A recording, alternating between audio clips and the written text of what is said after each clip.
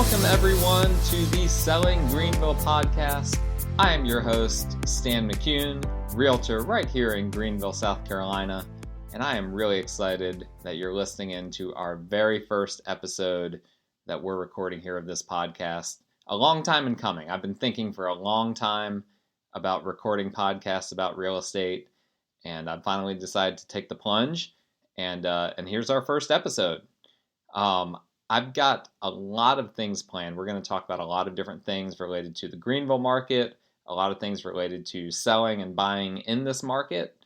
And today specifically, our podcast is going to be about really the 7 biggest mistakes that I see home buyers in this area make.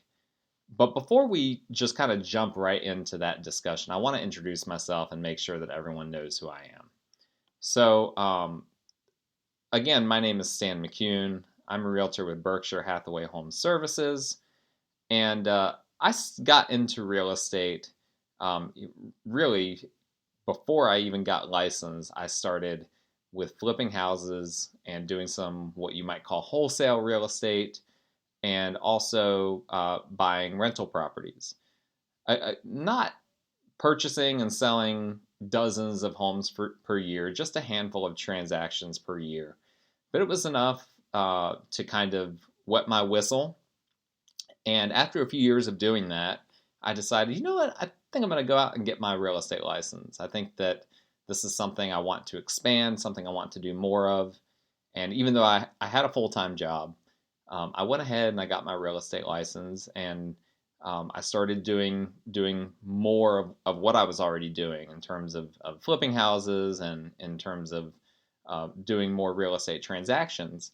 And lo and behold, I started picking up real estate clients, people that had seen what I was doing as an investor and that were either interested in investing or saw the value of having a realtor that understood the numbers, understood the market, understood the data, and how that could apply to them buying or selling a home.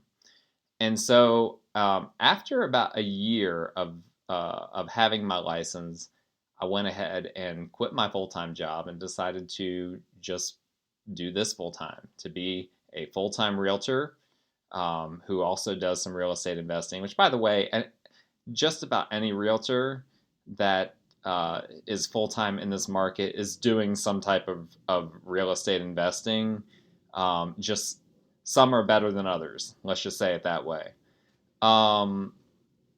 So 3 years now, over 3 years, I've been doing this full-time, and obviously my niche, what a lot of people think of when they think of me is as someone who understands the investment market. But that's not exclusively the world that I live in. A very large percentage of my clients are people just buying and selling homes for themselves that they intend to live in or that they did live in before they sold it.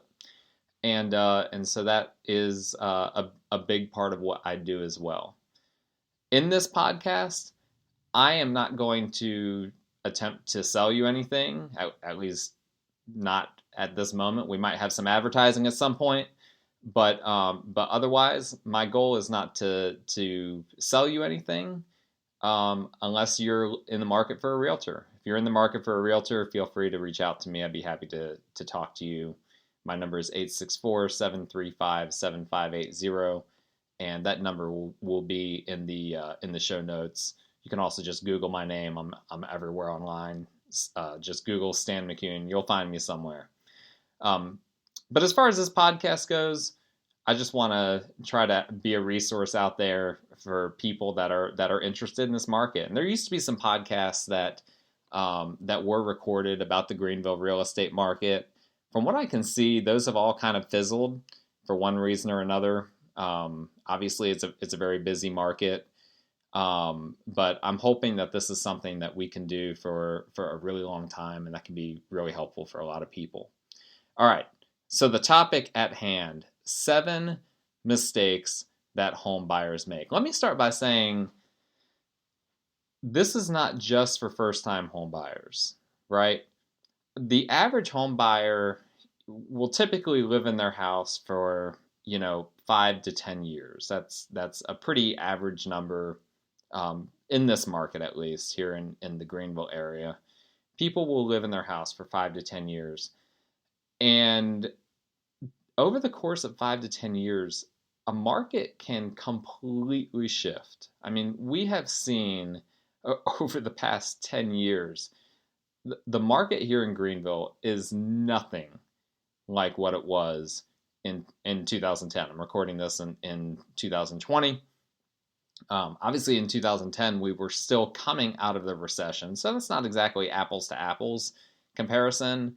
But these things, there are cyclical aspects to the market, and if you buy and sell your primary residence once every 5 to 10 years, you are functionally a first-time home buyer because so much changes. I mean, just as an example, I was just talking to someone in my office about this the other day.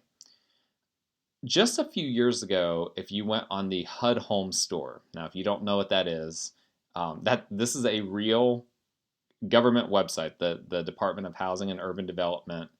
When they are selling a foreclosed home, they actually post it on the HUD Home Store, which does not sound real, but it is actually real. Not too many years ago, you could go on there and there would be like 25 homes for sale. And you could just go on there, and what we had was a bunch of investors every single day. They would just have their realtor just submit lowball bids for them every single day. And you know what? Every now and then, HUD would accept one because at some point the property had been on the market long enough that HUD was like, you know what? Let's just go ahead and dump this thing off. And as a matter of fact, the first home that I bought, my first primary residence, I purchased off of HUD Home Store. It was listed for $130,000. I really did not want the house, but my wife and I, we were just striking out with everything we were looking at. So we told our realtor, just put in an offer for $80,000. And the home had been on the market for so long, and I guess HUD was just ready to dump it off. We got the house for $80,000. They even paid for like 3% closing costs as well, if I remember correctly. So that was then. Now you go on HUD Home Store, Greenville County, 2 homes for sale as I'm recording this. 2 homes for sale, and they are train wreck homes. I actually had a client that was interested in one of them. We went over there. It was a train wreck. There was like a dog pound in the house behind it. Not the type of property that most people are looking to buy. So if you bought your house a few years ago when there were 25 foreclosed homes on the HUD Home Store, that is a much different market than it is right now. There's only 2. And the market changes like this and it shifts. When I first bought my house, my first home, interest rates for people with pretty good credit was like, between 5.5% and 6.5%. Now we're knocking on the door of the low 3s. Thank you, coronavirus. Hopefully after not too long, we won't even be thinking about the coronavirus. But as of this moment, the coronavirus is actually causing some ripples in the mortgage market, and mortgage rates are really low. So again, these things change. Don't assume because you bought and sold a home every 5 or 10 years that you're an expert. Honestly, a lot changes in 5 to 10 years, particularly around here, particularly in the Greenville market. And so I think that this discussion is going to be helpful for a lot of people.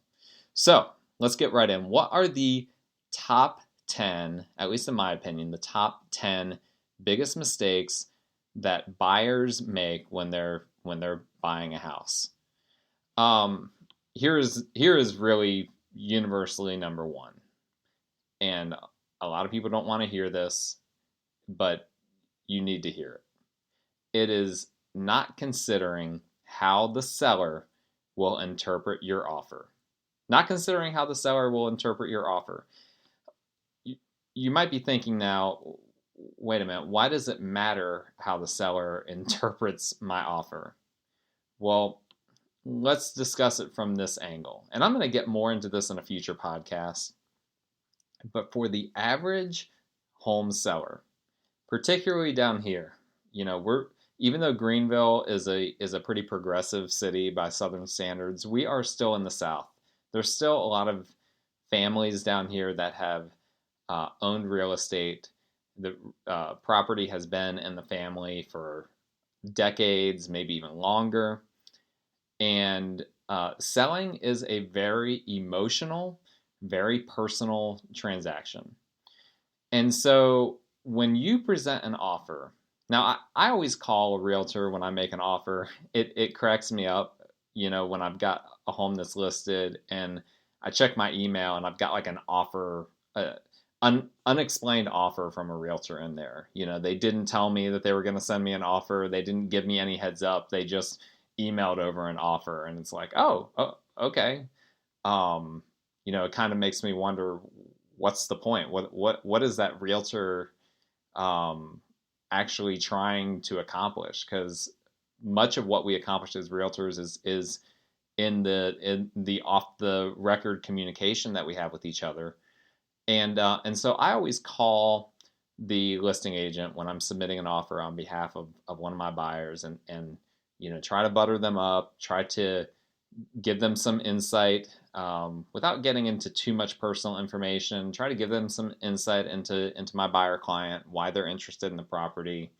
If there's anything kind of off the record that will maybe help the deal to go through, that I know that my client would be okay with me sharing. And I go about it that way. But there are some things that will be interpreted wrong no matter what I say. If you go in with an extreme lowball offer on a property that was just listed. Now, I'm not saying a property that's been on the market for 150 days. I'm saying a property that was just listed. You go in, it's a $200,000 property, and you present an offer that is for $150,000. Squarely 25% off of what they have it listed for.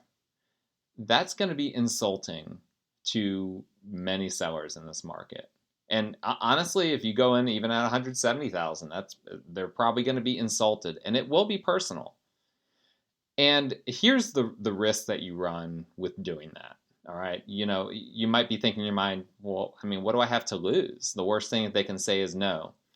Well, that is true, unless you really like the property. If it's a really unique property, and you really like it, and you really want to get it, and you have some wiggle room on your price, but you're just trying to beat the seller down as much as possible, you need to consider, if they feel insulted by that offer, they might not even respond to that. They might not negotiate with you. They might just say, forget that. We're not even going to counter that. You might come back and say, okay, well, listen, that was just where we were starting. I'm willing to come up to a more reasonable price. I'm willing to come up to 185. And maybe the seller might have been willing to entertain 185 originally, but now they're so insulted by you and by your initial offer. They're like, I don't even think this guy is really serious about buying this house. Like, they're all over the place in terms of what they're offering. And it can really color the way the seller responds to you. And you have to be cognizant of that. You have to recognize that there are some things that might really be taken personally by a seller. And I'm not going to come up with an exhaustive list of that. That's just one example. Obviously, the purchase price is the big one. Another one that in our market here in South Carolina that's worth considering, we have a few different options when it comes to your inspection period. So we have what's called in South Carolina in our official state contract the repair procedure. And this is what people typically think of when they think of an inspection period. It kind of limits what the seller is required to do in terms of repairs. It limits the seller to really only needing to do major structural or major plumbing, electrical type of repairs. And that's something I want to talk about probably in a future episode, or I might do a YouTube video talking about that. But we also have an option for a due diligence period. Now, this is more for investors. This is more for properties that are not owner-occupied, properties that need a lot of work, where there might be lease agreements. There's multiple things that need to be looked at by the buyer in order to assess whether he or she really wants to move forward with the transaction. So one of the things that you need to consider, if it's a property that's in pretty good shape and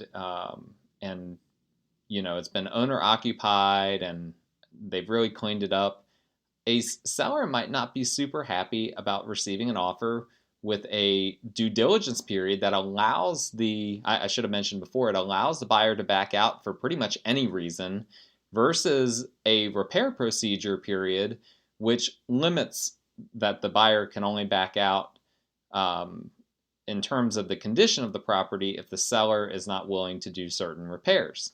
So that becomes important because, we get a lot of multiple offer type of situations here. Your offer is going to be considered weaker than other offers if you have a due diligence period that allows you to back out for any reason. And let's say it's like a 15 business day due diligence period. That's practically 3 weeks. Now, thankfully, they did take business days out of the state contract this year. So we're less likely to see people trying to do that type of thing.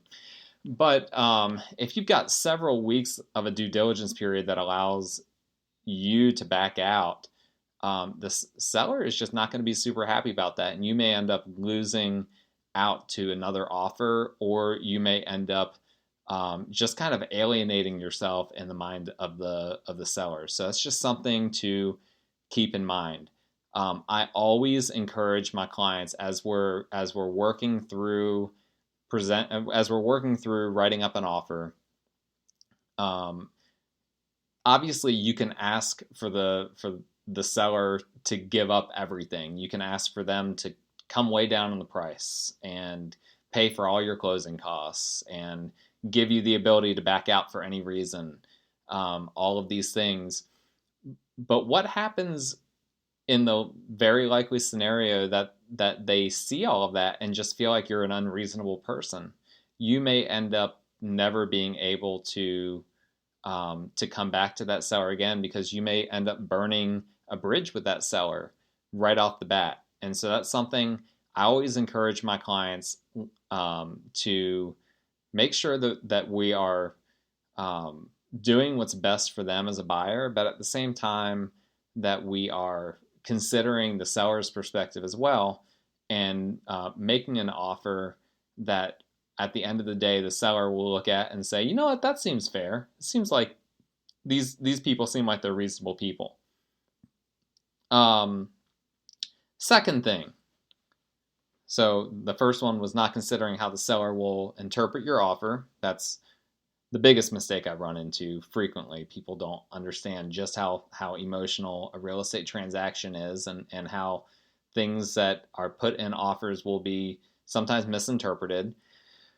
The second biggest thing I run into is buyers that are willing to lose a house over $25 a month.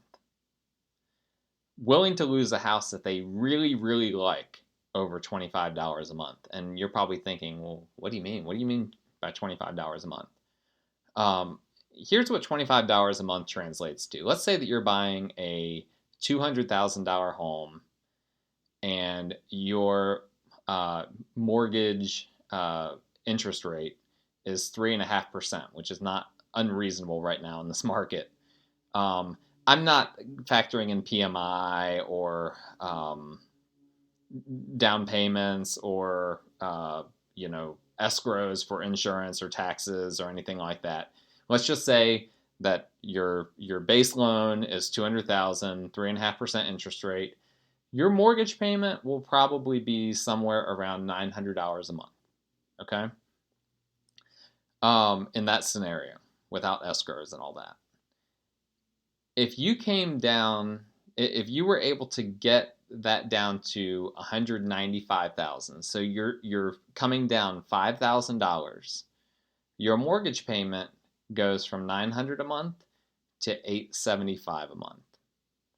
So that's a $25 a month difference. When you're looking at the house, you're probably thinking, man, I do not want to go above $200,000, whatever the case may be. Here's a home that's listed for $220,000, but man, I do not want to go above $200,000. And so maybe you bring an offer for $200,000, and the seller actually counters at $205,000. Literally, the difference between $200,000 and $205,000 is going to be roughly $25 a month on your monthly payment. If you really like the house, and if it's a really unique house, if you've been looking for a while, you haven't found one that really checks off your boxes, you need to seriously consider whether that $25 a month is worth it. Many people kind of lose sight of the forest for the trees when, they're so stuck on that $5,000 that they don't think about, okay, but this is only going to translate to, less than what I'm paying for my cell phone. Do I want to miss out and lose out on my dream home for $25? Now sometimes there might be other considerations. For instance, let's say that you're not sure that you're going to live in this house for very long, and it's priced at the very top of the market, and you want to make sure that in the scenario where you end up having to move out in a year, that you don't end up losing money. Okay, in that scenario, that $5,000 may be a really big deal. Also, in the scenario, if you're looking at it from as an investment, that you're going to be renting the property out, there are some, $25. That's your bottom line. Every dollar towards your bottom line counts when you're investing. So there's a lot to consider, but all in all, if you're looking to buy your primary residence, don't just get stuck on a certain number. Remember that you don't want to overspend for the house, but you also don't want to get so nitpicky that you end up losing out a house because you're not willing to spend an extra $25 a month. Here's another one, our third one here. Passing on a perceived good deal, good in air quotes here, because you're waiting for a, air quotes, great deal. I actually heard this exact phrase used recently, and I think it was just used as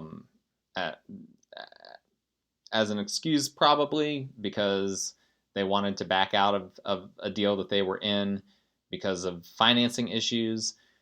But regardless, the phrase was used, Stan, I think this is a good deal, but I don't think this is a great deal. Now, let me tell you something about this market, particularly this market here in Greenville. We are in a seller's market.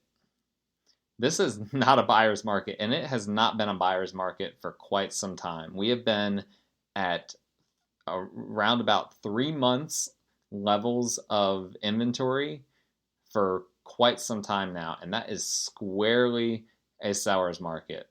It needs to get up to like 6 months of inventory, and And what I mean when I say that is 6 months worth of homes on the market.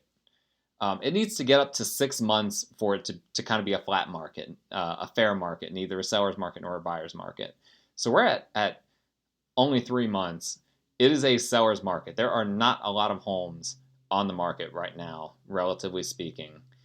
If there is a good deal out there, then you need to take full advantage of that good deal and not poo-poo that away. Oh, it's not a great deal. I'm not happy, that it could be better. I'm sure there will be a better deal out there. You don't know if there's going to be a better deal out there.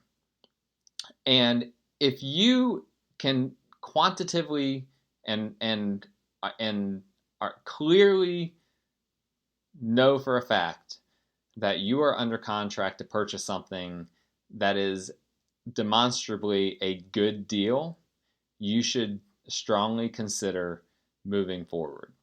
Good deals do not come about every day in this market from a buyer's standpoint. And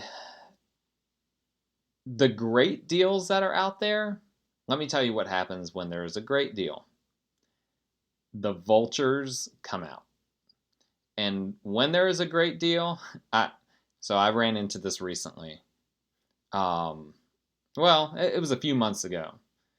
A listing agent. This is a guy that has been a listing agent, a realtor for a long time, and had no excuse. But he listed a home way below the market. He did not know what the home was worth. Did not do his homework, and he ended up getting he told me something around like 30 offers on the property. 30 offers! That's what happens when there's a great deal. Now, every now and then, I will come across a great deal that's been listed poorly. I had an instance last year where there was a house that was listed that something kind of stood out to me when I was looking at it. It was like, there's something weird about this property. Let me do a little bit more digging into it. And I did some more digging, and lo and behold, it turns out that wasn't a house. That was a duplex. It was listed for like $70,000 in an up-and-coming part of Greenville. Well, let me tell you, if you know anything about the multifamily market around here, finding anything that is multifamily that's below $50,000 per door is pretty much unheard of. So that was an example where, I just happened to find it. It was not listed well. Again, the realtor did not do a good job of listing it. And because of that, people weren't seeing it. They weren't realizing that it was a great deal.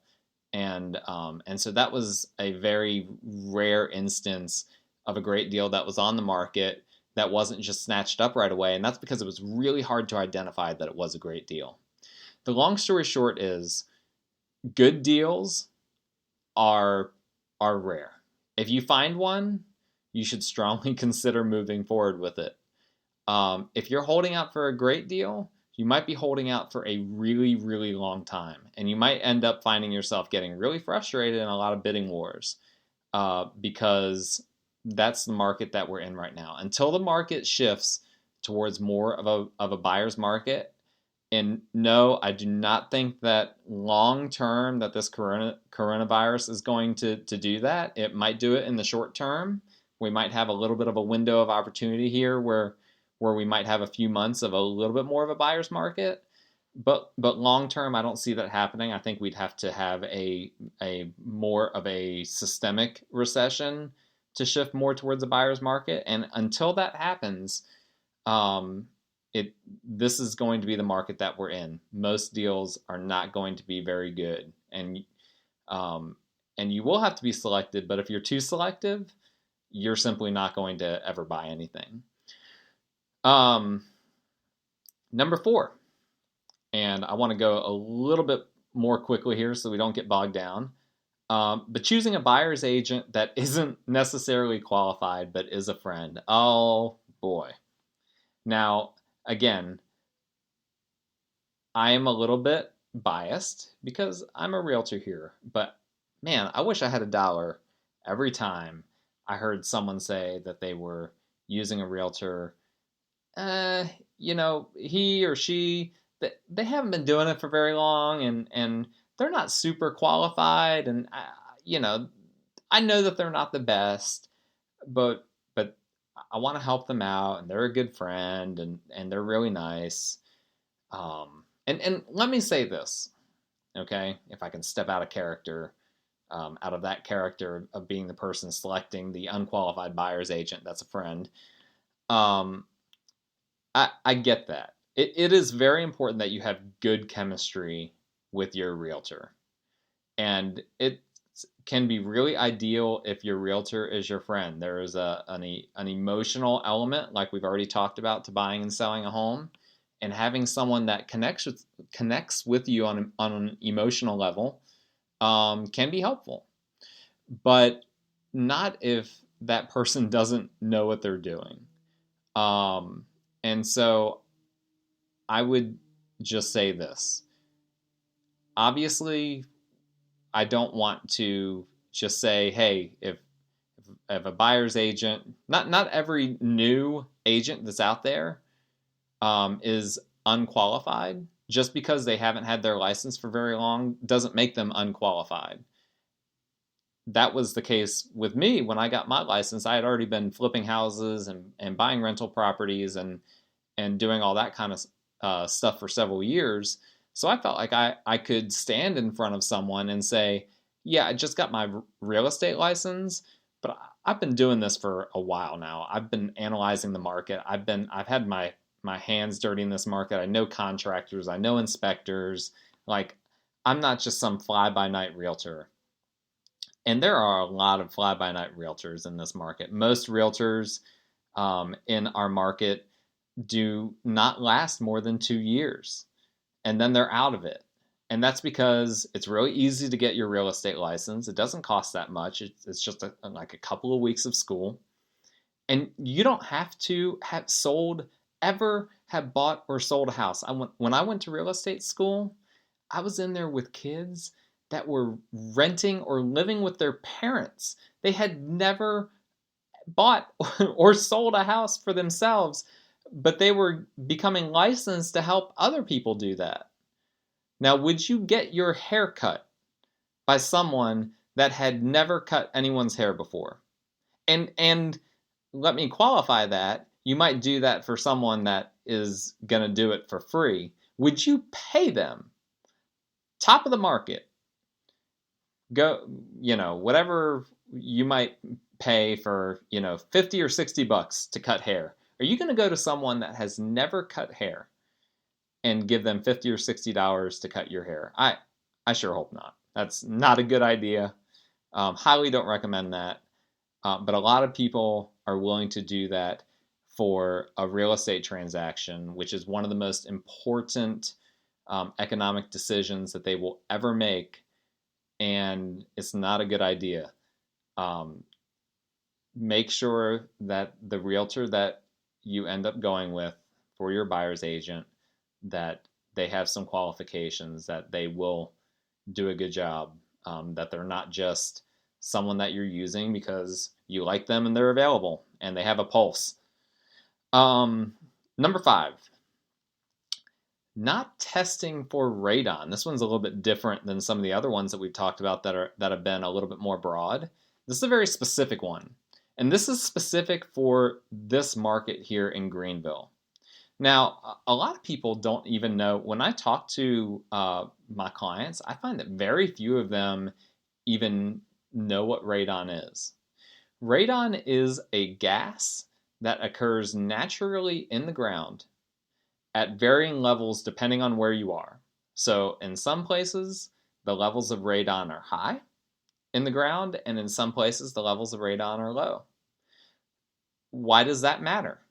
Well, it matters because aside from smoking cigarettes, the number one cause of lung cancer in the US is radon. The main cause, apart from smoking, for lung cancer in the US is radon. That is an actual statistic that the government has put out, the EPA. And you know what? I don't know about you, but lung cancer is not something that I'd prefer to get in my lifetime if I can avoid it, particularly if I'm not smoking. You know, that would really sting. You know, it's like you go your whole life without smoking and then you end up getting lung cancer simply because of some naturally occurring substance that was coming up in the ground that you never knew about. Well, they have machines that you can test for radon levels, and then there are ways that you can mitigate it. So you can require the seller, when you're buying a house, to mitigate the radon. And I'm not going to get into all the nitty gritty of that, but there's a variety of different ways that you can basically pump that gas out of your house and make sure that that you don't have high radon levels. But here is why this is especially important for Greenville. If you go on the EPA's website, they actually have a map of the U.S. that shows where radon is higher than others. And Greenville County is in the red zone. Like, you look at all around South Carolina, North Carolina, Georgia, Greenville County is red. Everything else around it is yellow because Greenville has abnormally high levels of radon in general. Now, this varies from one residence to another.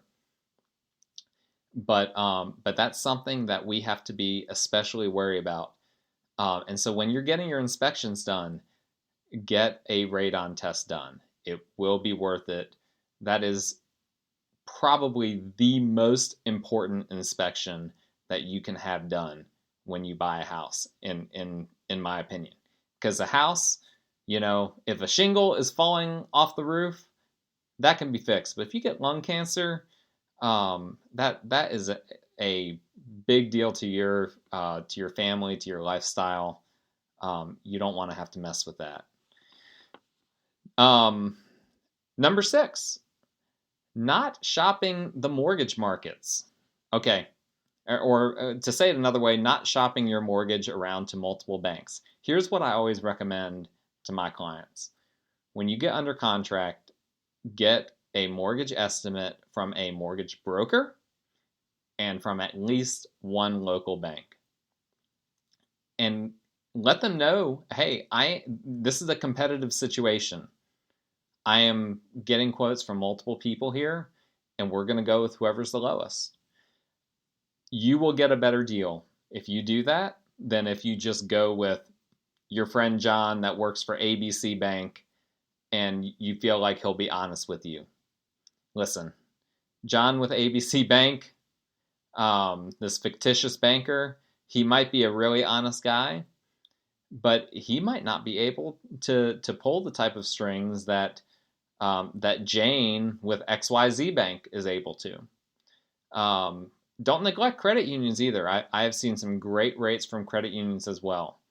And so you need to make sure that you shop your mortgage with a few different banks, and that way you will end up getting the lowest rate. And that's something, I have several banking contacts that specialize in several different types of mortgages. That's something I help my clients with all the time. Last but not least, one of the biggest mistakes that home buyers make is ignoring homes that need work. This is something that is really near to my heart because I bought so many fixer-uppers over the years. The first house that I lived in was a fixer-upper. We talked before about good deals versus great deals. The best deals that are out there are on homes that need work. That's just the reality of the situation. And a lot of people freak out when they're having to deal with different issues with a home, different things that a home might need work on. An example of something that a lot of people is a deal breaker for, but that would not be a deal breaker for me, is termites. Yeah, termites are a big deal. They will eat up the substructure of your house. But guess what? You can get rid of termites. And guess what? You can replace all that wood. And oftentimes the cost of doing those repairs is not as much as you think it is. People think that that replacing the majority of the joists and foundation in a home is going to be like $50,000. No, like obviously every home is different, but I frequently hear people doing that type of work for $10,000 or less. Now, $10,000 is a lot of money. You have to factor that into the purchase price, obviously. But overreacting to the repairs that a home needs will not help you, and that is a huge mistake that a lot of home buyers make. Obviously, cosmetic things. A lot of people just rule out a house because they don't like the carpet. You know how cheap it is to replace carpet?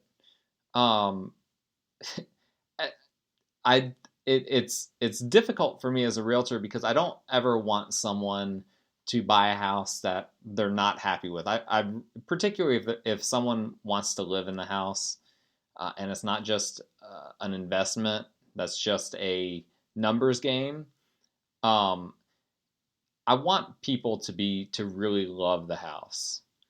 But at the same time, sometimes it's honestly better to buy a house cheaper and then be able to do your own updates.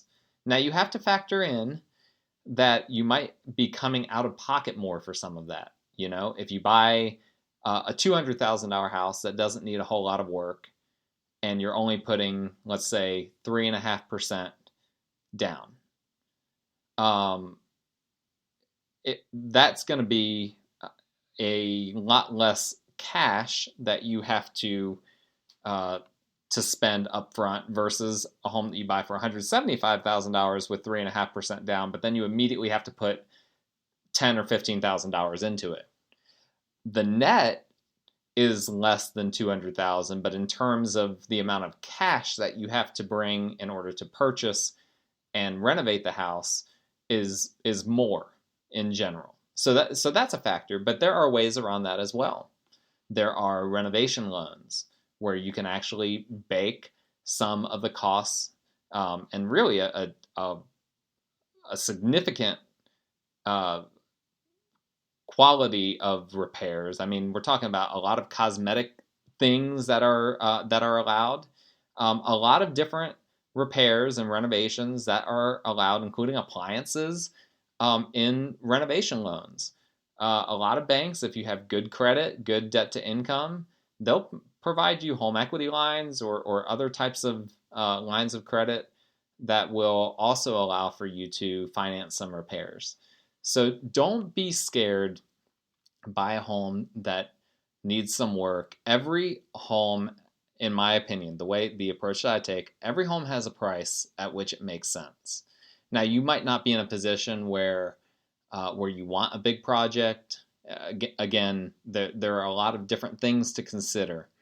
But I would say, in general, we need to have more buyers in this market that are willing to accept a home that maybe isn't exactly turnkey condition, that needs a little bit of work, a little bit of love, tender love and care, and if you're willing to be one of those buyers, you will end up in the long run with probably a home that's a better long-term investment than those that are only looking at turnkey types of properties. So those are the 7 biggest mistakes that I see home buyers make. There are a lot more that we could talk about, but I think we've talked enough about that. Our next podcast, I'm hoping to discuss the same thing, but with sellers. So the top 7 mistakes that I see sellers make, and I'm really excited about that. But again, thank you so much for listening in to this podcast. It's been fun, and I hope that we can have many more and that you'll listen to many more in the future.